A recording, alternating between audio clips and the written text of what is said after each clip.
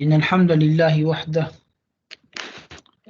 والصلاة والسلام على من لا نبي بعده أما بعد فأعوذ بالله من الشيطان الرجيم بسم الله الرحمن الرحيم. سورہ لقمان چل رہی تھی ہماری اور اس کا پہلا رکوع ہم نے پڑھ لیا ہے. اب آج دوسرا رکوع پڑھیں گے آیت نمبر 12 سے. فرمایا اعوذ باللہ من الشیطان الرجیم بسم اللہ الرحمن الرحیم. وَلَقَدْ آتَيْنَا لُقْمَانَ الْحِكْمَةَ، اور وَلَقَدْ لام تاکید کے لیے آتا ہے، قدوی تاکید کے لیے پختگی کے لیے، یعنی یقیناً اور البتہ. آتینا ہم نے عطا کیا، لقمان کو، الحکمت حکمت، یعنی ہم نے لقمان کو حکمت عطا کی. اور انشکر یہ کہ یعنی گویا کہ اس کو حکم دیا، ان یہ کہ اشکر تم شکر کرو، للہ اللہ کے ہاں. ظاہر جب انسان کو کوئی نعمت ملتی ہے تو پھر اس پر شکر کا حکم ہوتا ہے. تو اللہ تعالیٰ فرماتے کہ ہم نے لقمان کو حکمت یعنی دانشمندی اور عقل مندی عطا کی کہ اللہ تعالیٰ کا شکر کرتے رہو. ومن یشکر، اور جو شخص شکر کرتا ہے، فإنما یشکر لنفسہ، تو وہ شکر اپنے فائدے کے لیے کرتا ہے. لنفسی اپنے لیے یعنی اپنے فائدے کے لیے. ومن کفر، اور جس شخص نے ناشکری کی یا جو ناشکری کرتا ہے، فإن اللہ، تو بے شک اللہ، غنی بے نیاز ہے، حمید اور تعریف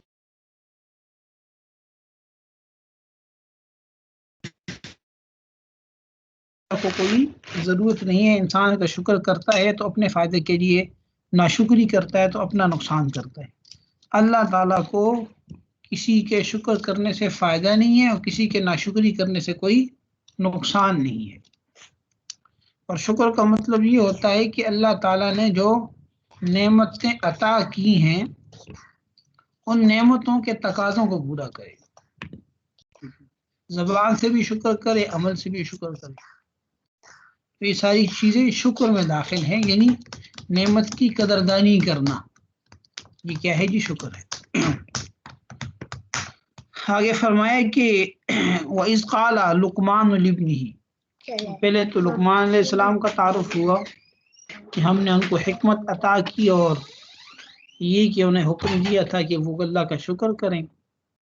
اور پھر آگے فرمایا کہ جو شکر کرتا ہے وہ اپنے فائدے کے لیے کرتا ہے، اور جو ناشکری کرتا ہے تو اللہ تعالیٰ کو اس کی ناشکری کرنے کا کوئی نقصان نہیں ہے. اللہ تعالیٰ غنی ہے. غنی کا معنی کیا ہے کہ اللہ تعالیٰ بے نیاز ہے، کسی کے کچھ کرنے سے اللہ تعالیٰ کو کوئی فرق نہیں پڑتا.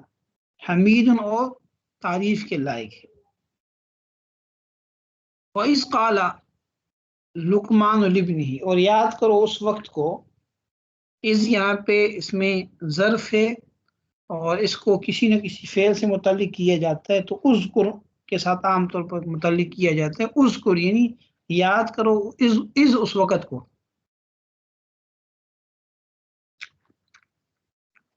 تو اس کا لقمان لابنہ، کہ جب لقمان نے اپنے بیٹے سے کہا، وہ یعظہ، اس حال میں کہ وہ اس کو نصیحت کر رہا تھا.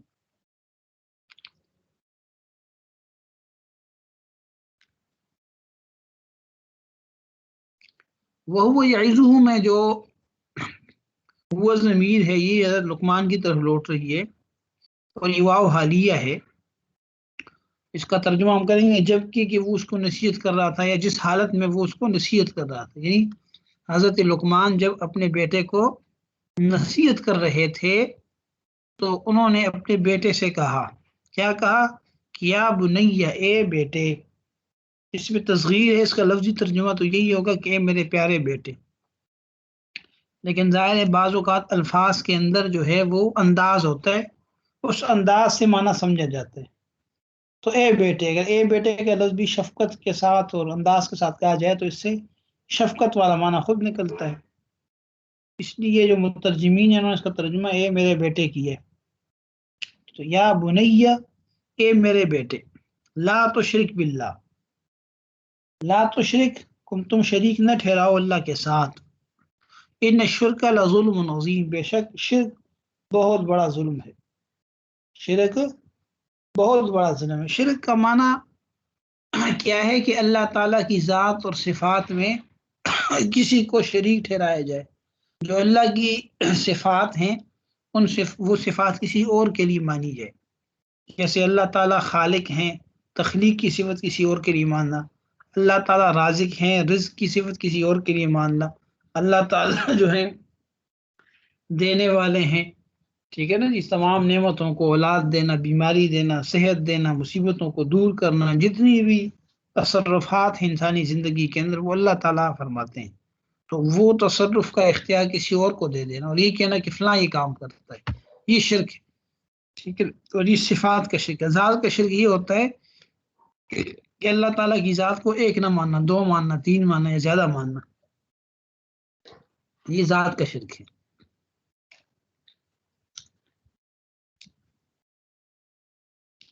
تو اس شرک کو ظلم عظیم کہا، بڑا ظلم کہا. ظلم کا معنی ہوتا ہے وضع الشیء فی غیر محلہ، کسی چیز کو اس کی اپنی جگہ سے اٹھا کے کسی اور جگہ رکھنا، یہ ظلم ہے. مثلا اللہ تعالیٰ نے جیسے جوتی پاؤں پہ رکھنے کے لیے کوئی آدمی جوتی سر پہ رکھ دے، ہاتھ پہ رکھے، تو اس کو ظلم کہا جائے گا، کیونکہ جس چیز کا جو مقام و مرتبہ تھا اس سے اس کو ہٹا دیا. تو اسی طرح شرک جو ہے، اللہ تعالیٰ عبادت خالص اللہ کی ہے اور آپ نے اس عبادت کو اٹھا کے کسی اور کے ساتھ کیا کر دیا، خاص کر دیا، کسی اور کو بھی اس میں شامل کر دیا. تو یہ شرک ہے، اور شرک بھی سب سے بڑا ہے، اور ایسا شرک ہے جو معاف نہیں ہوتا. ان اللہ لا یشرک، ان اللہ لا یغفر ان یشرک بہ ویغفر ما دون ذلک لمن یشاء، کہ اللہ اس کو معاف نہیں کرتے کہ اس کے ساتھ شرک کیا جائے، اس کے علاوہ جس کو چاہے معاف فرما دیں گے. آگے فرمایا ووصینا الانسان، اور ہم نے انسان کو تاکید کی ہے، نصیحت کی ہے، بوالدیہ، اپنے والدین کے ساتھ، اپنے ماں باپ کے ساتھ. ٹھیک ہے نا، یعنی اس کو تاکید کی ہے کہ اپنے ماں باپ کے بارے میں وصیت کی ہے اور تاکید کی ہے کہ حملتہ امہ وہنا علی وہن، حملتہ کہ اس کو اٹھائے رکھا، یعنی حملت کا یہاں پہ مانا کہ پیٹ میں اٹھائے رکھا. یعنی جب بچہ ہوتا ہے تو وہ ماں کے پیٹ میں اتنے عرصے تک رہتا ہے، ماں اس کی ہر طرح کی تکلیفات کو برداشت کرتی ہے. تو حملتہ کہ اس کی ماں نے اس کو اٹھائے رکھا، امہ اس کی ماں نے، وہنن علی وہن، وہنن کا معنی کمزوری کے اوپر کمزوری پر، یعنی بوجھ ہوتا ہے، کمزوری ہوتی ہے، مشقت ہوتی ہے، تو اس کے باوجود ماں نے اس کو سنبھالے رکھا. اور وفصالہ فی عامین، اور اس کا دودھ چھڑانا 2 سال میں، یعنی بیچ میں اللہ تعالیٰ نے ماں کی صفت بیان کر دی، اس کی فضیلت بیان کر دی کہ والدین کے ساتھ حسن سلوک کرو، کیونکہ دیکھو ماں اس کے لیے کتنی مشقت کو برداشت کرتی ہے. تو والدین کے بارے میں تاکید کی، وصیت کی، کیا انشکر، یہ کہ شکر کرے وہ انسان، لی میرا، یعنی اللہ تعالیٰ فرماتے ہیں کہ شکر میرا بھی کرے، ولی والدیک، اور تم شکر کرو اپنے والدین کا بھی، الی المصیر، میری ہی طرف تم کو لوٹنا ہے. اللہ تعالیٰ فرماتے ہیں کہ ہم نے انسان کو یہ وصیت کی ہے کہ تم میرا بھی شکر کرو اور اپنے والدین کا بھی شکر ادا کرو. شکر ادا کرنے کا مطلب کیا ہے کہ ان کے احسان کا بدلہ نیکی کے ساتھ دو، ان کی اطاعت کرو، ان کی خدمت کرو. ہاں جی، انہوں نے بہت بڑی بڑی مشقتیں تمہارے لیے برداشت کی ہیں، مشقتیں جھیلی ہیں، اب تمہارا کام ہے کہ تم ان والدین کی خدمت کرو، ان کے لیے مشقت برداشت کرو، ان کی ضروریات کو پورا کرو، جائز امور ان کی اطاعت کرو. الی المصیر، میری طرف تم کو لوٹ، نہیں جس نے بھی نیکی والدین کے ساتھ ہو سکتی اس کو کرو، لیکن اگر والدین آپ کو اس بات میں مجبور کریں کہ تم اللہ کے ساتھ کسی کو شریک ٹھہراؤ تو اس معاملے میں ان کی بات مت مانو، دنیا میں ان کے ساتھ اچھے رہو اور اس معاملے میں ان کی بات نہ مانو. وَإِن جَاهَدَاكَ، اور اگر والدین تیرے ساتھ کوشش کرے اس بات کی کہ انتشے کا، کہ تو شریک ٹھہرائے بھی میرے ساتھ، ما لیس لک بھی علم، ما اس چیز کو کہ جس کے بارے میں تجھے کوئی علم نہ ہو. مقصد یہ ہے کہ اس بات کا تمہیں کوئی علم نہیں ہے کہ وہ بھی اللہ کا شریک ہے.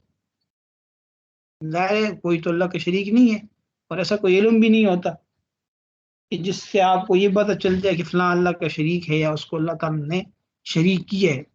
تو یہ بغیر دلیل و بغیر سند کا کام ہوتا ہے. تو فلا تطعہما، تم ان کی اطاعت مت کرنا، وصاحبہما، اور ان کے ساتھ رہنا، فی الدنیا، دنیا میں، معروف اچھے طریقے سے. یعنی والدین کی بات تو نہ مانو، لیکن بات نہ ماننے، انکار کرنے میں بھی اچھا انداز اختیار کرو، ان کے ساتھ لڑائی جھگڑا نہ کرو. واتبع سبیل من اناب الی، اور تم پیروی کرو اس راستے کی، من اناب الیہ، جو رجوع کرتا ہے میری جانب، یعنی جو شخص میری جانب رجوع کر کے چلتا ہے، میری طرف میری بات ماننے والا ہے، حکم ماننے والا ہے، اس شخص کے راستے کو اختیار کرو. ثم الی مرجعکم، پھر میری طرف تم سب کو لوٹنا ہے. فانبئکم، بس میں تم کو بتلا دوں گا، آگاہ کر دوں گا، بما کنتم تعملون، جو کچھ تم کیا کرتے تھے. یا وہ نہیں ہے، آگے دوبارہ نصیحتیں شروع ہو گئیں، بیچ میں والدین کی بات تھی، دوبارہ حضرت لقمان کی نصیحتیں شروع ہو گئیں کہ یا وہ نہیں ہے، اے میرے بیٹے، انہا، بے شک شان یہ ہے، ان تکو مثقال حبت، کہ اگر ہو کوئی دانے کے وزن کے برابر. ہاں جی، مثقال حبت، مثقال وزن ہے، حبہ کہتے ہیں دانے کے برابر. من خردل، جو رائی کا ہو، رائی کا دانہ آپ جانتے ہیں.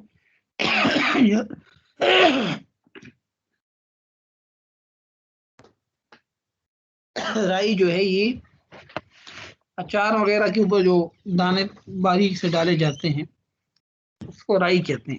یہ بہت باریک دانہ ہوتا ہے. اس چیز کی مثال دی کہ اگر ہو کوئی رائی کے وزن، دانے کے برابر کوئی وزن،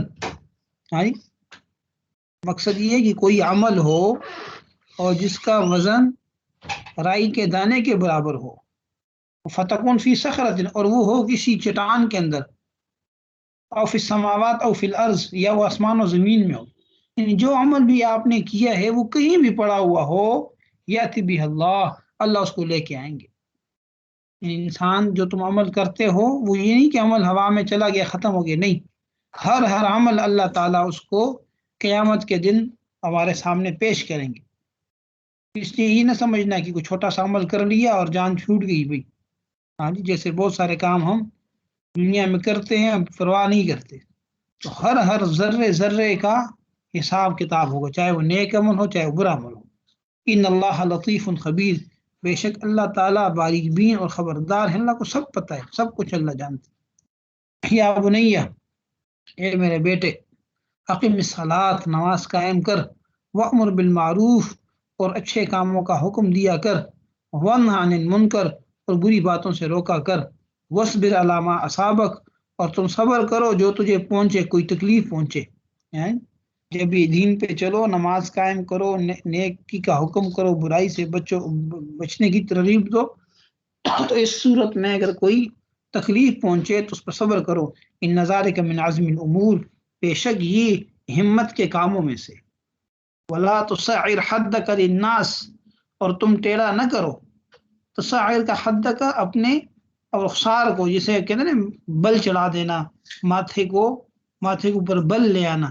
جیسے انسان کو ایسا تاثر دیتا ہے اگلا بندہ کہ بھئی اس کو پسند نہیں ہے، اس سے بات نہیں کرنا چاہتا. فرمایا کہ اس طرح نہ کرو. ولا تصعر، اور تم ٹیڑھا نہ کر، خدک اپنا رخسار، للناس، لوگوں کے لیے. ولا تمشی فی الارض مرحا، اور نہ تو زمین میں چل مرحا، اتراتے ہوئے، تکبر کے ساتھ مت چلو. ان اللہ لا يحب كل مختال فخور، بے شک اللہ تعالیٰ پسند نہیں کرتا ہر قسم کے اترانے والے کو، اور فخور، خود پسندی والے شخص کو. مختار کا معنی ہے فخر کرنا، یعنی اس کا اظہار کرنا، اور فخور کا معنی ہے کہ دل کے اندر انسان اپنے آپ کو کیا کرے، پسند کرے، تکبر کرے، اور میں کہ اس کو اللہ پسند نہیں کرتا۔ وقصد فی مشیک، اور تم میانہ روی رکھو اپنی رفتار میں، یعنی جب چلو میانہ روی رکھو۔ وغضض من صوتک، اور اپنی آواز کو پست رکھو۔ انا انکر الاصوات، بے شک بری، سب سے بری آواز، لصوت الحمیر، گدے کی آواز ہے۔ صدق اللہ مولانا العظیم۔ اچھا یہاں پہ یہ بات کی کہ یعنی اپنی چال کو درمیانہ رکھو، یعنی جب چلنے کا انداز ہو اس میں نہ تو انسان بہت زیادہ تیز چلے، اپنے آپ کو دکھاتا پھرے، اور نہ بہت آہستہ، یعنی تکبر کے مختلف انداز ہیں، یعنی کوئی بھی ایسا رویہ اختیار کرنا جو اس کو دوسروں سے ممتاز کرے اور لوگوں کی اس کی طرف توجہ ہو اور لوگوں کو اپنی طرف توجہ کرے، تو اس کے بارے میں فرمایا کہ اس کو چھوڑ دو، درمیانی چال کے ساتھ چلو اور اعتدال کے ساتھ چلو۔ اور اسی طرح فرمایا کہ اپنی آواز کو پست رکھو، بہت زیادہ شور شرابہ نہ کرو، بعض لوگ بہت شور کرتے ہیں، تھوڑے سی آواز کی ضرورت ہوتی ہے وہ شور کرتے ہیں، اس کو اللہ پسند نہیں کرتے، ہاں لیکن اتنی کم آواز بھی نہیں نکالنی کہ جس سے اگلے بندے کو سننے میں اور اس اگلے بندے کو سمجھنے میں تکلیف ہو، یہ بھی نہیں ہے، درمیان، یعنی جتنی ضرورت ہے آواز میں بات کرنے میں اتنی آواز نکالی جائے۔ ٹھیک ہے جی، سوال ہے تو آپ لوگ کر لیں، ترجمہ تو میں نے دو تین دفعہ کر دیا اس کا۔ جی